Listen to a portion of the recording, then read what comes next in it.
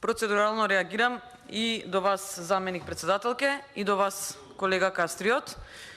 И таму негде позади се наоѓа етичкиот кодекс на однесување на пратениците, па може вака почесто да си го читате.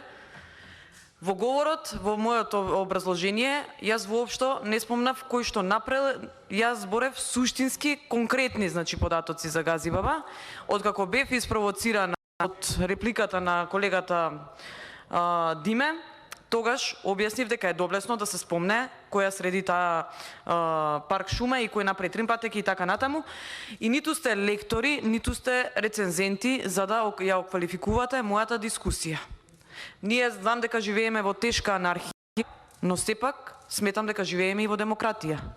И дека овде на говорницата во име на граѓаните јас имам пас, затоа што ме гласале, да кажам за нивните барања. Ако не сте шетале во Газибаба, ве канам да прошетате и да видите дека и ќе се сложите со сето она што го кажав.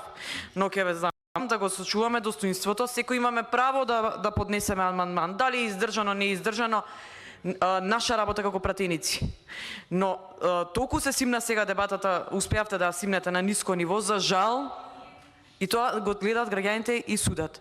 И ќе ве молам, јас ве разбирам зашто сте нервозни, го губите тлото под нозете и знаете дека ќе изгубите власта на наредните избори, ама дека треба да се удираме така ниско како колеги овдека, стварно не разбирам.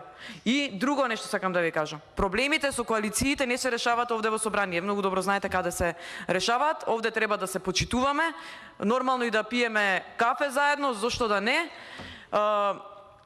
Така да ве замолувам, немојте во понатамошната дискусија, само со вакви дискусии сега ќе се докажуваме, се губи време, не стигаме да си ги елаборираме нашите амандмани, имаме други 6 суштински амандмани кои што ги имам понесено за Газибаба и мислам дека не е фер спрема граѓаните на крајот на кришата кои што не плаќаат. Благодарам.